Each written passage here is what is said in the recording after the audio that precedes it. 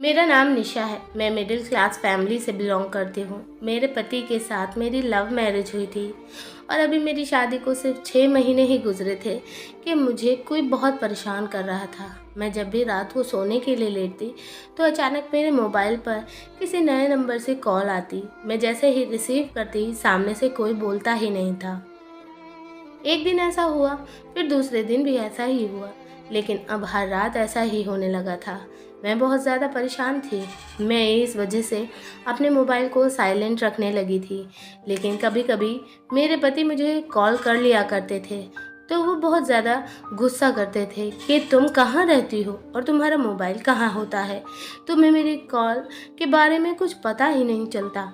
अगर मैं अपने मोबाइल को साइलेंट नहीं करती तो अननोन नंबर से कॉल आती रहती थी, जिसकी वजह से मुझे हमेशा डर लगता रहता था कहीं मेरी सास मुझ पर शक न करने लगी। मैं बहुत ज़्यादा परेशान हो गई थी क्योंकि ऐसा मेरे साथ अब हर रात ही होने लगा था। लेकिन फिर कुछ दिनों बाद अब दिन में भी कई कई बार अननोन नंबर से कॉल आने लगी थी। एक दिन मैंने अपने फ्रेंड से इस नंबर के बारे में पता लगवाया तो वो नंबर किसी ऐसे इंसान का था जिसने मेरी कॉल का तो जवाब नहीं दिया, लेकिन मुझे मैसेज किया था कि कल तुम्हारे पास एक लाल रंग का सूती कपड़ा डिलीवर होगा। इस लाल रंग के कपड़े की तुम्हें 24 पट्टियाँ बना लेनी है और इन 24 पट्टियों को तुम्हें 24 दिन तक अपने कमर पर बांधना होगा हर रोज़। एक दिन मैं उस कपड़े की पट्टी को अपनी कमर पर बांधना भूल गई थी। फिर उसके बाद मेरे साथ जो हुआ उसे देखकर तो मेरे होश उड़ गए थे, क्योंकि मेरे साथ मैं अपने मोबाइल को पकड़कर बड़ी देर से खड़ी हुई थी। अब तो मेरे हाथ भी दुखने लगे थे। मैं बार बार इस नंबर को ट्राई कर रही थी, मगर आज हिम्मत हारने के लिए तैयार नहीं थी। मैं देखना चाहती थी कि आखिर कौन है जो मेरे मोबाइल पर इतनी ज़्यादा कॉल करके मुझे परेशान करता है। और जब मैं कॉल रिसीव करती हूँ तो सामने से कोई भी आवाज़ नहीं आती, कोई बोलता ही नहीं। एक बार तो मैं अपना नंबर भी चेंज कर चुकी हूँ, लेकिन फिर इसे नए नंबर से भी कॉल आनी शुरू हो गई थी। मुझे डर था कि कहीं मेरे पति के दिल में मेरे लिए कोई शक न बैठ जाए।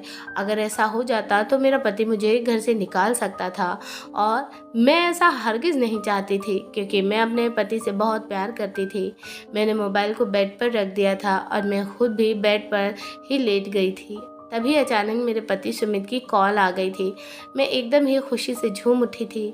मैंने फ़ौरन ही अपने पति की कॉल रिसीव की, लेकिन रिसीव करते ही मैंने नोटिस किया कि फिर से मेरे नंबर पर अननोन नंबर से कॉल आ रही है। मैंने जैसे ही अपने पति की कॉल रिसीव की, उन्होंने कहा कि तुम्हारा नंबर मैं काफ़ी देर से ट्राई कर रहा हूँ, तुम्हारा फ़ोन बिजी जा रहा था, तुम आखिर इतनी देर से किससे बात कर रही थी। मैंने कहा मैं तो किसी से बात नहीं कर रही थी। फिर मुझे याद आया कि मैं पिछले आधे घंटे से इसी अननोन नंबर पर कॉल लगाने की कोशिश कर रही थी और सुमित को लगा कि मैं किसी से बात कर रही हूँ। तभी मैंने बहाना बना दिया था कि एक फ्रेंड है जिससे मैं बात कर रही थी। मेरे पति ने कहा कि इतनी देर तक फ्रेंड से तुम कब से बात करने लगी हो। मैंने कहा आज उसकी बड़े दिनों बाद कॉल आई थी। वो अपनी ज़िंदगी की कुछ परेशानियों के बारे में मुझे बता रही थी। मैंने जैसे तैसे इस बात को संभाल लिया था। मेरे पति से लगभग मेरी 1 घंटा बात हुई और जितनी देर मैं अपने पति से बात करती रही, लगातार उस अननोन नंबर से कॉल आती रही थी। मैंने अपने पति की कॉल कट होते ही फिर से इसी नंबर पर कॉल लगाई तो किसी ने कॉल रिसीव भी नहीं की। मैं बहुत तंग आ चुकी थी। ये न जाने कौन था जो बार बार मुझे कॉल करके परेशान कर रहा था। आखिर ये कौन मुझे कोई कॉल करके बेवकूफ़ बना रहा था। मैंने गुस्से में आकर अपने मोबाइल को स्विच ऑफ कर लिया था और मैं बाहर आकर अपने काम में बिजी हो गई थी। मेरे पति ने मुझे शादी के फौरन बाद ही मोबाइल लाकर दे दिया था। मेरी सास को इस बात का बहुत बुरा लगा था, जबकि घर में मेरी एक जवान नंद भी थी। अभी तक उसके पास कोई मोबाइल नहीं था। जब मेरे पति ने शादी के बाद मुझे फ़ोन दिलाया तो मेरी सास ने भी फ़ोन दिलवाने की ज़िद शुरू कर दी थी। मेरे पति ने उन्हें भरोसा दिलाया था कि वो उनको जल्दी मोबाइल दिलवा देंगे, और तो और मेरे पति ने ऐसा ही किया था। जैसे ही मेरे पति को नेक्स्ट मंथ की सैलरी मिली थी, सबसे पहले उन्होंने अपनी माँ को मोबाइल दिलवाया। फिर उसके अगले महीने की सैलरी पर अपनी बहन को भी मोबाइल दिलवाया था और दोनों को ही न्यू स्मार्टफोन दिलवाया था, जिसे देखकर वो बहुत खुश हो गई थी। मेरी सास को तो शायद मोबाइल चलाना भी नहीं आता था, लेकिन मेरी नंद ने कहा कि मैं अपनी मम्मी को सब कुछ सिखा दूंगी। मुझे बड़ी हैरानी हुई थी कि मेरी सास और मेरी नंद मुझसे इतना ज़्यादा बैर क्यों रखती थी। मेरे पति जब भी मेरे लिए कोई गिफ्ट लाते तो उन्हें मेरे जैसे ही हर चीज़ चाहिए होती थी। जब से मोबाइल उन दोनों के पास आए थे, उन दोनों ने अपने भी काम करना छोड़ दिए थे। अब तो उन्हें खाना भी अपने बिस्तर पर ही चाहिए होता था। पहले तो वो दोनों डाइनिंग टेबल पर बैठकर खाना खाती थी, लेकिन जब से मोबाइल आए थे दोनों किसी काम को हाथ नहीं लगाती थी। इससे पहले भी मैं सारा काम किया करती थी। एक दिन मैं किचन की सफाई कर रही थी, तभी अचानक किचन में मेरी सास आ गई और बड़े कड़े तेवरों के साथ मुझे घूर रही थी। कहने लगी, मोबाइल क्या तुम्हें कमरे में सजाने के लिए दिया गया है? कब से तुम्हें मेरा बेटा कॉल कर रहा है? अब उसने तंग आकर हमें कॉल की है कि निशा कहाँ है। लगभग पिछले 20 मिनट से मैं निशा को कॉल कर रहा हूँ, लेकिन तुम महारानी तो यहाँ किचन में काम कर रही हो। बताना चाहती हो ना अपने पति को कि मैं किचन में बहुत ज़्यादा बिजी थी। अपनी सास की बात सुनकर तो मैं घबरा गई थी, क्योंकि मैंने अभी तक उन्हें इस बारे में कुछ भी नहीं बताया था कि पिछले कई दिनों से मुझे कोई मोबाइल पर बार बार कॉल करके तंग कर रहा है, क्योंकि मेरी सास तो मुझे अच्छा नहीं समझती थी। मैंने अपनी सास से कहा, नहीं मम्मी जी, ऐसी कोई बात नहीं है। मेरी सास कहने लगी, तुमने अपने नंबर को स्विच ऑफ क्यों कर दिया है? जाकर उसे खोलो और मेरे बेटे से बात करो।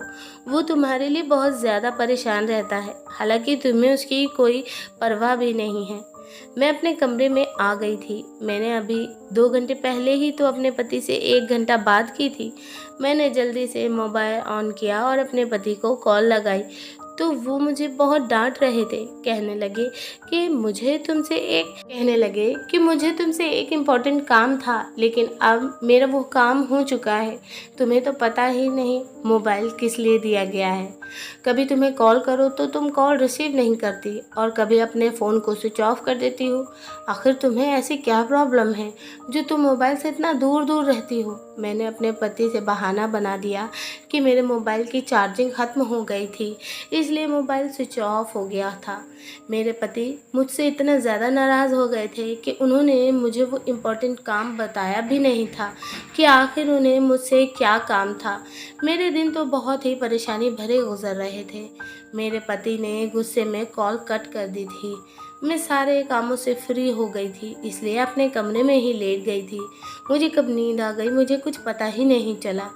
मैंने फ़ोन ऑन कर दिया था और साइलेंट से भी हटा दिया था कि कहीं फिर से मेरे पति के कॉल ना आ जाए और वो मुझ पर गुस्सा ना करने लग जाए। अभी मुझे नींद आई ही थी कि अचानक फिर से मेरे नंबर पर कॉल आ गई। मैंने जैसे ही कॉल रिसीव की तो कोई बोल ही नहीं रहा था। मैं बार बार हेलो हेलो कर रही थी, लेकिन सामने से तो किसी की आवाज़ ही नहीं आ रही थी। मैंने कॉल को कट कर दिया और मैं किचन में आ गई थी, क्योंकि शाम का टाइम था और शाम के टाइम पर मेरी ननंद और मेरी सास को चाय चाहिए होती है। मैं उन लोगों के लिए चाय बनाने लगी थी और चाय बनाते हुए मैं अपने पति के बारे में सोचने लगी थी। उनको याद करते करते मेरी आंखें भीग गई थी। मैंने अपनी सास और ननंद को चाय दी तो देखा कि अभी भी वो दोनों मोबाइल में ही लगी हुई थी और वो ज़ोर ज़ोर से हंस रही थी। अब तो किसी भी तरह का काम करते हुए मेरा ध्यान बार बार अपने मोबाइल पर जा रहा था। अब मुझे कॉल करने वाले इंसान से डर लगने लगा था। ना जाने कौन था, अगर मेरी सास या नंद को इस नंबर से कॉल आते हुए पता चल गया या उन्होंने इस नंबर से कॉल आते हुए देख लिया तो ये लोग ढिंढोरा पीट देंगे और एक का 100 बताएंगे। मैंने सोच लिया था कि मैं काम से फ्री होकर अपने पति को इस बारे में बताऊंगी, कहूंगी कि वो जैसे तैसे घर लौट आए और अब उन्हें जो भी काम करना है वो घर पर ही करें, क्योंकि उनके होते हुए उनकी माँ और बहन मुझ पर कम अत्याचार करती थी, लेकिन उनके पीछे तो उन लोगों ने मेरा जीना दुश्वार कर दिया था। अगले दिन मेरी सास और ननंद मार्केट गई हुई थी। मैं घर पर अकेली थी। आज मेरे पास किसी तरह की कॉल नहीं आई थी। मैंने अपने पति को कॉल लगाई, क्योंकि मैंने इरादा कर लिया था कि मैं अपने पति से कहूँगी कि वो घर लौट आएँ। अगर उन्होंने इनकार कर दिया तो मैं इस बात पर उनसे लड़ाई भी कर लूँगी। लेकिन कॉल लगाते ही थी। न जाने क्यों मेरे पति की आवाज़ सुनकर मुझे क्या हो गया था, मैं फूट-फूट कर रोने लगी थी। सुमित भी मेरी आवाज़ सुनकर घबरा गए थे। उन्होंने मुझसे मेरे बारे में पूछा, रिक्वेस्ट की कि बताओ तुम्हें क्या हो गया है और तुम ऐसे क्यों रो रही हो। मैंने कहा प्लीज़ सुमित घर आ जाओ, मेरा यहाँ आपके बिना मन नहीं लगता। आपको मेरी कसम है कि आप घर लौट आओ। मेरे पति ने मुझे दिलासा दिया और कहा कि मैं हर हाल में कल घर वापस आ जाऊँगा। अपने पति की बात सुनकर मेरे दिमाग से कुछ बोझ हल्का हो गया था और मेरा मूड भी काफ़ी ठीक हो गया था। मैं खुशी खुशी घर के सारे काम निपटा रही थी और अपने पति के घर आने से बहुत ज़्यादा एक्साइटेड थी। आज तो मुझे किसी तरह की कोई थकान भी महसूस नहीं हो रही थी। मेरी सास और ननद 3 घंटे के बाद घर आ गई थी और आते ही उन्होंने मुझे ताने देना शुरू कर दिया था। मैंने दिल ही दिल में सोच लिया था कि बस एक बार सुमित घर आ जाए, फिर देखती हूँ कि ये लोग मुझे कैसे बुरा भला कहती हैं। रात का खाना खाने के बाद मैं किचन साफ करके अपने कमरे में आ गई थी। मैं जैसे ही कमरे में आई तो मेरे मोबाइल की रिंग बजने लगी थी। मैंने जल्दी से कॉल को कट कर दिया था क्योंकि अब मैं कॉल रिसीव भी नहीं करती थी। कोई कॉल पर बोलता ही नहीं था। मैंने अपना फ़ोन फिर से साइलेंट कर दिया और मैं बाथरूम में नहाने के लिए चली गई थी। मैं जब नहा कर बाहर आई तो ये देखकर हैरान रह गई थी कि आज फिर से मेरे पति की बहुत सारी मिस कॉल आ चुकी थी और मुझे पता भी नहीं चला था। मैंने जल्दी से अपने पति को कॉल लगाई ही थी कि एक बार फिर से इस नंबर से कॉल आनी शुरू हो गई थी। मेरे पति ने मेरी कॉल रिसीव नहीं की थी। मुझे बहुत ज़्यादा गुस्सा आ रहा था। मैंने इस नंबर पर कॉल की और कॉल उधर से रिसीव भी हो गई थी, लेकिन हर बार की तरह कोई भी नहीं बोल रहा था।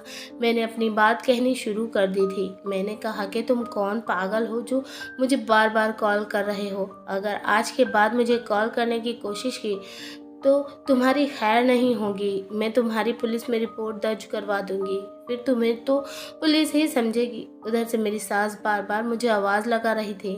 मैं जैसे ही अपनी सास की बात सुनने के लिए गई तो मेरी सास ने मेरे मुंह पर थप्पड़ मार दिया और कहा कि तुझे पता नहीं है कि मेरी बेटी ने खाना नहीं खाया।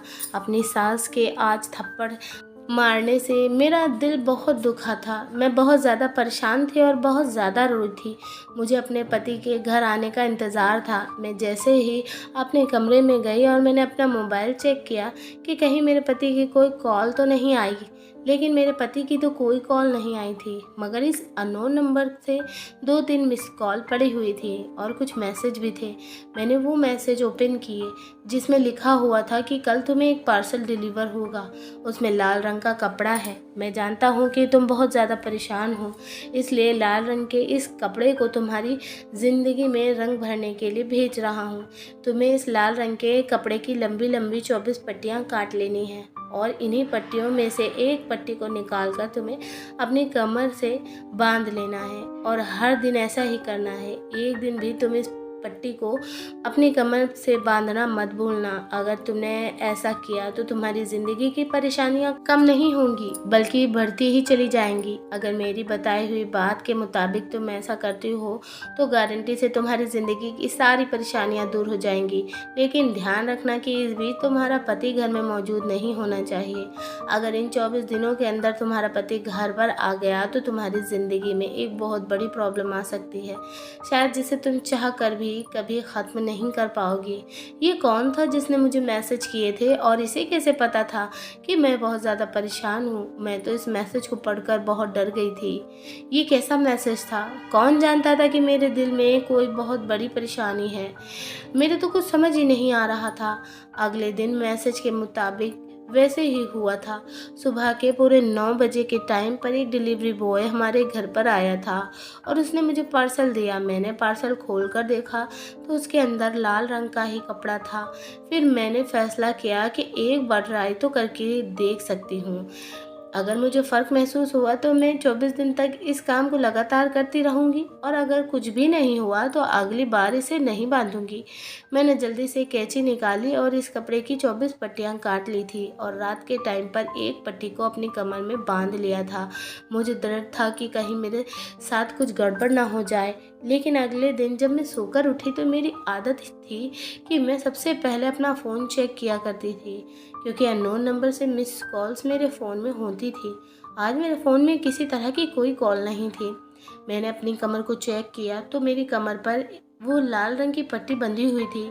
मैं अभी घर के कामों में बिजी ही थी कि अचानक मेरे फ़ोन पर किसी की कॉल आने लगी। मुझे लगा कि शायद वो अननोन नंबर से कॉल होगी। मैंने जैसे ही देखा तो अननोन नंबर से कॉल नहीं थी, बल्कि मेरे पति ही मुझे कॉल कर रहे थे। मैंने अपने पति की कॉल रिसीव की तो उन्होंने मुझे खबर दी कि वो शाम तक घर वापस आ रहे हैं। मैं तो अपने पति की बात सुनकर परेशान हो गई थी कि 24 दिन तक तो मेरे पति को घर में बिल्कुल भी नहीं आना है। सिर्फ 24 दिन की ही तो बात है, उसके बाद तो मेरी ज़िंदगी मेरे पति के साथ ही गुजरनी है। मेरे पति ने बात करने के बाद फ़ोन कट कर दिया था, लेकिन मैं अभी तक इसी बारे में सोच रही थी। तभी 10 मिनट के बाद मेरे पति की फिर से कॉल आ गई और उन्होंने कहा कि आज तो नहीं, लेकिन मैं कल रात तक घर वापस आ जाऊंगा, क्योंकि मुझे तुम्हारी बहुत टेंशन हो रही है। मैं अचानक ही कहने लगी कि नहीं नहीं, अभी आप वापस मत आना, आप आराम से अपने काम पर ध्यान दो। मैं तो वैसे ही रो रही थी, बस मेरा मन थोड़ा उदास था इसलिए। लेकिन अब मैं बिल्कुल ठीक हूँ, आपको परेशान होने की ज़रूरत नहीं है। आप मेरे बारे में बिल्कुल भी परेशान मत हो। मैं एकदम से बौखलाकर कहने लगी, प्लीज़ सुमित, तुम अभी मत आना। तुम जानते हो ना कि तुम्हारे कंधों पर इस पूरे घर की जिम्मेदारी है। तुम अपना काम पूरा करने के बाद ही आना। अगर आप इस वक्त अपना इम्पोर्टेंट काम छोड़कर घर आ जाओगे तो आपका बिजनेस में लॉस हो जाएगा। सुमित परेशानी भरी आवाज़ में कहने लगे, मुझे अपनी फैमिली की और तुम सब लोगों की बहुत याद आ रही है। मैं अपना काम संभालने के लिए यहाँ आ गया था। मुझे क्या पता था कि यहाँ पर मुझे इतना वक्त लग जाएगा। वैसे तुम ठीक कह रही हो, मुझे अपना प्रोजेक्ट पूरा करने के बाद ही वहाँ आना चाहिए। एक तरफ मैंने सुकून भरी सांस लिया था और दूसरी तरफ मेरी आंखों से आंसू निकल रहे थे। ना जाने क्यों हमारी किस्मत मेरे और सुमित के बीच जुदाई लिख रही थी। मैंने और सुमित ने लव मैरिज की थी और हम दोनों एक दूसरे से बहुत प्यार करते थे। हम दोनों की शादी पर मेरी ननंद और मेरी सास को बहुत एतराज़ था। सुमित सिर्फ शादी के बाद मेरे साथ 2 दिन ही रहे थे। उसके बाद मेरे पति की कंपनी से फ़ोन आ गया था और वो काम के सिलसिले में दुबई चले गए थे। मेरे पति तो दुबई जाने के लिए तैयार भी नहीं थे, क्योंकि वो अपनी फैमिली से दूर नहीं रह सकते थे। लेकिन मेरी सास ने कहा, अब तो तुम्हारी पत्नी भी आ गई है और तुम्हें नहीं पता कि पत्नियों के कितने खर्च होते हैं। मेरी सास ने कह दिया था कि तुम हमारे घर के इकलौते ही कमाने वाले हो, तुम्हें दुबई जाना ही पड़ेगा, तभी तो हमारे घर के हालात बदलेंगे। सुमित ने इस बात पर एतराज़ भी किया था कि मैं कैसे अपनी 2 दिन की दुल्हन को छोड़कर जा सकता हूँ। मेरी सास ने तो ना इधर देखा और ना उधर, बस मेरे पति के सामने बैठकर रोने लगी थी कि अगर तुम ज़्यादा पैसे नहीं कमा सकोगे तो फिर तुम्हारी बहन की शादी कैसे होगी। अब तुमने अपनी तो शादी कर ही ली है, तुम्हारी पत्नी तुम्हें अपने काबू में करके रखेगी, इधर मैं और मेरी बेटी की ज़िंदगी ख़राब हो जाएगी। मेरी सास की इन्हीं बातों की वजह से मेरे पति दुबई में काम करने के लिए तैयार हो गए थे। मैंने भी सुमित को समझाया था कि अपनी मम्मी की बात मान लो, लेकिन जल्द ही आने की कोशिश करना। मेरे पति की कंपनी वालों ने बताया था कि इस प्रोजेक्ट पर काम करने से तुम्हें काफ़ी प्रॉफिट हो सकता है, इसलिए मेरी सास उनको दुबई भेजना चाहती थी। सुमित को गए हुए 6 महीने हो गए थे और मेरी शादी को भी 6 महीने ही हुए थे। जब भी सुमित वहाँ से आने की कोशिश करते तो उनके बॉस उन्हें कोई ना कोई काम बता दिया करते थे और यहाँ हमारे घर पर पैसे भेज दिया करते थे, जिसकी वजह से मेरी सास को भी अपने बेटे की ज़्यादा याद नहीं आती थी, क्योंकि उन्हें बैठे बिठाए पैसे तो मिल रहे थे। अब तो मैं भी अपने पति की जुदाई को ज़्यादा बर्दाश्त नहीं कर सकती थी, लेकिन अब मैं मजबूर हो गई थी, क्योंकि लाल कपड़ा मैंने अपनी कमर पर बांध लिया था और मुझे मैसेज में बताया गया था कि मेरे पति को 24 दिन तक घर में नहीं आना है। शायद यह एक तरह का जादू टोना था। मेरी ज़िंदगी की परेशानियां दूर करने का अगले दिन हमारे घर पर कुछ मेहमान आए हुए थे। मैंने 1-2 बार अपनी सास से पूछा भी कि कौन आया है, लेकिन उन्होंने मुझे हड़का दिया था कि तुम अपने काम से काम रखो, हमारे घर के मैटर्स में दखल अंदाजी करने की कोई ज़रूरत नहीं है। मैं भी खामोश हो गई थी। फिर शाम के वक्त अचानक ही मेरी सास मेरे कमरे में आई और बड़ी प्यार भरी लैंग्वेज में बोली, बहू ज़रा अपनी शादी वाला लहंगा तो देना। मैं चौंक गई कि आखिर मेरी सास मुझसे मेरी शादी का लहंगा क्यों मांग रही हैं। मैंने हाँ में सिर हिला दिया था और खुशी खुशी अपनी शादी के लहंगे को अपनी सास के हाथ में दे दिया था। मुझे इस बात की बहुत खुशी हुई थी कि मेरी सास मुझे अपनी बहू के तौर पर तो एक्सेप्ट कर चुकी थी। शाम हुई तो कुछ मेहमान और घर पर आ गए थे। मेरी सास ने मुझे कहा कि अच्छे से कपड़े पहनकर तैयार हो जाओ और मेहमान आ रहे हैं, उनकी तुम्हें खूब खातिर करनी होगी। जब मेहमान घर आए तो मैंने उनकी खूब आवभगत की थी। वो लोग मुझसे बहुत इम्प्रेस्ड हुए थे और मेरी सास भी उन लोगों के सामने मेरी खूब तारीफ कर रही थी। मेरी खुशी की तो कोई ठिकाना ही नहीं थे। उन लोगों के जाने के बाद मेरी सास का बिहेवियर मेरे साथ बहुत अच्छा हो गया था। अब वो मेरा बहुत ख्याल रखने लगी थी। मैंने दिल ही दिल में सोचा, ये सब कुछ उस इंसान की वजह से हो रहा है जो मुझे अननोन नंबर से कॉल करता था और जिसने मुझे लाल रंग का कपड़ा भेजा था। तभी अचानक मेरे पति की कॉल फिर से आ गई थी। अब मुझे अपना मोबाइल भी साइलेंट नहीं करना पड़ता था, क्योंकि अब मेरे पास काफ़ी दिनों से अननोन नंबर से भी कोई कॉल नहीं आ रही थी और ना ही कोई मैसेज आ रहा था। मेरे पति घर आने की बात कर रहे थे। वो जब भी घर आने की बात करते तो मैं उन्हें एहसास दिला दिया करती थी कि मैं तो सारी ज़िंदगी ही आपके साथ रहूँगी। आप अगर मुझसे ध्यान हटाकर अपने काम पर ज़्यादा ध्यान दोगे तो इसमें आपका बहुत फ़ायदा होगा। मेरे पति मेरी बात में बस हाँ में हाँ मिला दिया करते थे। रात को सोने से पहले मैं वो लाल रंग के कपड़े की पट्टी को अपनी कमर में बांधना बिल्कुल भी नहीं भूलती थी। अगले दिन मुझे एहसास हुआ कि मेरी सास और ननद चुपके चुपके कुछ बातें कर रही हैं, लेकिन जैसे ही मैं उनके करीब जाती तो वो मुझे देखकर खामोश हो जाती थी। मैं ये सोचकर खामोश हो जाती थी कि माँ और बेटी के आपस की ही कोई बात होगी, लेकिन मैं ये नहीं जानती थी कि यह दोनों तो मेरे लिए ही गड्ढा खोदकर बैठी हुई हैं। सब कुछ नॉर्मल चल रहा था, लेकिन एक दिन मुझे कुछ अजीब सा महसूस होने लगा था। मैं अपने कमरे में थी और मेरी सास मेरे कमरे में आई और इधर उधर की बातें करने लगी।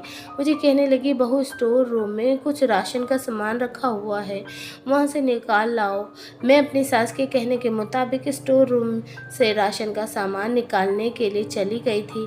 मैं सामान लेकर वापस स्टोर रूम से निकलने ही लगी थी कि अचानक किसी ने बाहर से दरवाज़ा बंद कर दिया। अंदर से मैं दरवाज़ा खोलने की कोशिश कर रही थी, लेकिन दरवाज़ा तो किसी ने बाहर से बंद कर दिया था। दरवाज़ा खुल ही नहीं रहा था। ये सब होने से तो मेरे होश उड़ गए थे। मैं बड़ी हैरान हो गई थी कि आखिर ऐसा कौन कर सकता है। फिर मुझे याद आया कि कहीं हमारे घर में वो इंसान तो नहीं आ गया जो मुझे अननोन नंबर से कॉल करता है।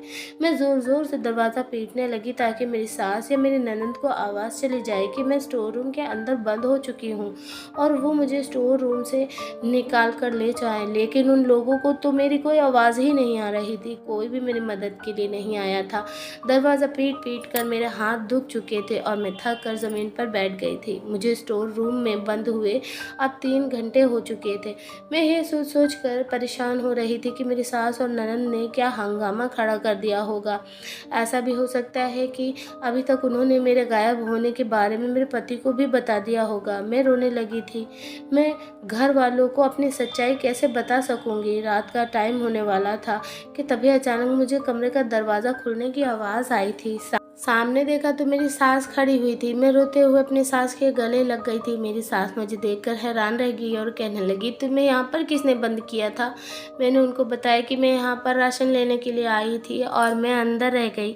मेरी सास ने बताया कि हो सकता है कि हमारे पड़ोस में रहने वाली कविता की बेटी होगी, वो बहुत ज़्यादा शैतान है, उसने ही दरवाज़ा बंद कर दिया होगा। मेरी सास ने मुझे गले से लगाकर प्यार किया और कहने लगी कि कोई बात नहीं, कभी कभी ऐसा हो जाता है। मैं अपने कमरे की तरफ आ गई थी, लेकिन मुझे कहीं पर भी मेरी ननद दिखाई नहीं दे रही थी।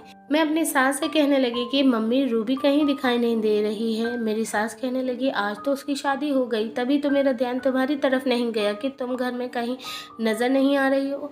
मैं तो अपनी सास की बात सुनकर शौक रह गई थी कि कब मेरी नंद का रिश्ता लगा और कब उसकी शादी हो गई। मुझे तो कुछ पता ही नहीं चल सका। मैंने कहा, ये सब कुछ इतनी जल्दी जल्दी कैसे हो और तो और आपको सुमित के आने का इंतज़ार तो कर लेना चाहिए था। मेरी सास कहने लगी, तुम जानती हो कि मेरी बेटी खूबसूरत नहीं थी, उसके रिश्ते नहीं लग पा रहे थे। मेरी सास ने कहा कि मैं हमेशा अपनी जवान बेटी की फिक्र में लगी रहती थी कि उसकी कब और न जाने कैसे शादी होगी। रंग सांवला होने की वजह से उसका रिश्ता नहीं लग पा रहा था, लेकिन भगवान की कृपा है कि आज उसकी शादी अच्छे परिवार में हो गई।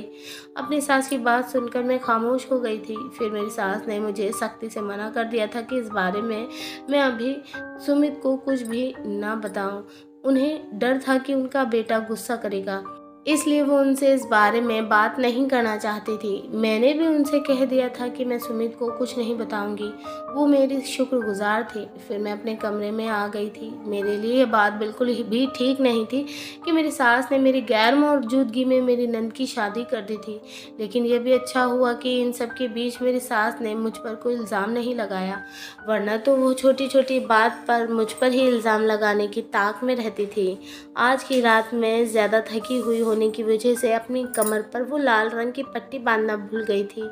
सुबह के 6 बज रहे थे जब अचानक घबरा कर मेरी आँख खुली, क्योंकि बाहर आंगन में रोने की आवाज़ आ रही थी। मैं जल्दी से बाहर की तरफ भागी थी, लेकिन बाहर का नज़ारा देखकर तो मेरे होश उड़ गए थे। मेरी सास और ननद एक दूसरे के गले लगकर खूब रो रही थी। मैं भागकर अपनी सास के पास गई और कहने लगी कि क्या हुआ है। वो लोग मुझे कुछ बता ही नहीं रही थी। फिर मेरा ध्यान सुमित की तरफ गया। मैंने कहा, कहीं सुमित को तो कुछ नहीं हो गया? सुमित ठीक तो है ना? तभी मेरी सास चिल्लाकर कहने लगी, हाँ ठीक है तुम्हारा पति, चलो जाओ यहाँ से। मैं मायूस होकर वहाँ से चली आई थी। कुछ देर के बाद मेरी ननद वापस चली गई थी। मैंने अपनी सास के पास गई और उनसे पूछने लगी कि रूबी को क्या हुआ था, वो क्यों इतना रो रही थी। मेरी सास कहने लगी, उसे अपना मायका याद आ रहा था इसलिए वो आई थी। मुझे तो दाल में कुछ काला लग रहा था, क्योंकि रूबी बच्ची तो नहीं थी जो इतनी सी बात पर इतनी ज़ोर ज़ोर से रोएगी। मेरे लिए तो अच्छा हुआ था कि मेरी नंद से मेरी जान छूट गई और सास भी काफ़ी अच्छी हो गई थी। अब बस मुझे अपने पति के घर आने का इंतज़ार था, मगर अपनी आने वाली ज़िंदगी को बेहतर करने के लिए मुझे इन 24 दिनों को पूरा करना था।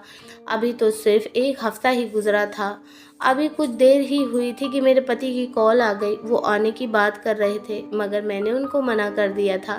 फिर उन्होंने एतराज़ के तौर पर कहा कि आज शाम बस मैं घर पर आ ही जाऊंगा। अब मुझे ज़्यादा दिन अपनी फैमिली से दूर नहीं रहना। मैंने अपने पति से कहा, सुमित आपको मेरी कसम है, अभी मत आना। मेरी बात सुनकर मेरे पति को गुस्सा आ गया। वो कहने लगे, लगता है तुम्हारा भी दिल मुझसे भर गया है, तुम भी नहीं चाहती कि मैं घर वापस आऊं। इतना कहकर मेरे पति ने फ़ोन बंद कर दिया था, मगर मैंने रो रो कर अपना बुरा हाल कर लिया था। मैं सारा दिन अपनी सास से छुप छुप कर रोती रहती थी और बहुत परेशान भी हो गई थी। मेरी कमर में बहुत ज़्यादा दर्द हो रहा था। मैं अपनी सास के पास गई और उनसे पूछा, माँ जी क्या मूव मिल सकता है? मेरी सास ने कहा, हाँ मेरी अलमारी से जाकर निकाल लो। मेरी सास उस टाइम किसी काम में बिजी थी, इसलिए मैं उनकी अलमारी से मूव निकालने के लिए चली गई थी। मैंने जैसे ही अपनी सास की अलमारी को खोला तो ये देखकर हैरान रह गई थी कि जैसा लाल रंग का कपड़ा मेरे पास था, जिसे मैं अपने कमर पर बांध रही थी, उसी टाइप का कपड़ा मेरी सास की अलमारी में रखा हुआ था। मैं इस कपड़े को अच्छी तरह से पहचान गई थी कि यह तो वही कपड़ा था, लेकिन यह कपड़ा मेरी सास की अलमारी में क्या कर रहा था। मैं सोच सोच कर पागल हो रही थी कि ना जाने मेरे साथ ये सब कुछ क्या हो रहा है। अगले दिन घर में उदासी फैली हुई थी। आज की रात तो मैंने जानकर इस कपड़े को अपनी कमर में नहीं बांधा था। मेरी सास भी मुझे कुछ परेशान लग रही थी, बार बार किसी को फ़ोन कर रही थी, कभी छत पर जा रही थी तो कभी मोहल्ले में चली जाती थी। मुझे अपनी सास से डर लगने लगा था कि ना जाने है क्या कर रही थी, कि इस तरह की हरकतें मुझे बड़ी अजीब लग रही थी। वरना इतनी जल्दबाजी में कौन शादी करता है, वो भी किसी को बिना बताए। मैं अब अपनी सास पर कड़ी निगाह रखने लगी थी। आज मेरी नंद भी आ गई थी और आज भी वो बहुत ज़्यादा परेशान लग रही थी और रो रही थी। मेरी सास उसे लेकर कमरे में चली गई थी। ये दोनों माँ बेटी आपस में क्या बात करती थी, मुझे तो कुछ समझ ही नहीं आता था। मैं अपने कमरे में चली गई थी। अभी कमरे में लेटे लेटे मेरी आँख लग गई थी और मैं गहरी नींद में चली गई थी तभी अचानक मुझे ज़ोर ज़ोर से लड़ाई झगड़ों की आवाज़ आने लगी और फिर मेरी आँख खुल गई। मैं जैसे ही घबराकर बाहर गई तो ये देखकर हैरान रह गई थी कि आंगन में मेरी सास और मेरी नंद के साथ मेरा पति भी बैठा हुआ था। मैंने देखा कि मेरे पति के हाथ में चाकू था। अपने पति के हाथ में चाकू देखकर मैं घबरा गई थी। मैंने अपने पति से कहा कि आपके हाथ में चाकू क्या कर रहा है, जबकि मेरी सास और मेरी नंद नजरें झुकाकर बैठी हुई थी। मैंने अपने पति से कहा, आप घर कब आए और ये सब कुछ क्या हो रहा है, आप क्यों इतना चिल्ला रहे हैं। मेरे पति ने मुझे बताया कि मम्मी तुम्हें मारने की कोशिश कर रही थी। वो तुम्हारी जान लेने के लिए इस चाकू से तुम पर वार करने के लिए आ रही थी। वो तो भगवान की कृपा थी कि मैं सही समय पर वहाँ पर आ गया और मैंने फ़ौरन मम्मी का हाथ पकड़ लिया। तुम बहुत ज़्यादा गहरी नींद में सो रही थी, इसलिए तुम्हें कुछ पता ही नहीं चल सका। अपने पति की बात सुनकर तो मेरे पैरों तले से ज़मीन निकल गई थी और इधर मेरी सास और मेरे नंद के चेहरे की हवाइयाँ उड़ रही थी। मेरे पति ने कहा कि यह तो अच्छा है कि मैं सही मौके पर आ गया और मम्मी की हकीकत मेरे सामने खुल गई। मेरे पति क्या कह रहे थे मेरे तो कुछ समझ ही नहीं आ रहा था। मेरी सास की आखिर ऐसी कौन सी हकीकत थी जिसके बारे में मेरे पति को पता चल गया था। मेरी सास मुझे मारने की कोशिश कर रही थी और मेरे पति ने मौके पर पहुंचकर मुझे बचा लिया, लेकिन मेरी सास ऐसा क्यों कर रही थी, यह बात तो मैं भी जानने के लिए बेकरार हो रही थी। मेरे पति ने मेरी तरफ देखा और कहने लगे कि जल्दी से अपना सामान पैक कर लो, हम वापस दुबई जा रहे हैं।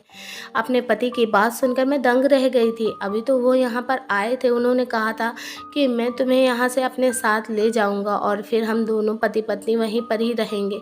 मेरे पति के मुँह से बात निकलते ही मेरी सास और मेरी ननद मेरे पति के पैरों में बैठ गई थी और उन्होंने अपने हाथ जोड़ लिए थे। मेरी सास ने सुमित से माफ़ी मांगी और कहने लगी कि मुझे माफ़ कर दो, ये सब मेरा ही किया हुआ है, तुम यहाँ से कहीं मत जाओ, तुम्हारे अलावा मेरा कोई सहारा नहीं।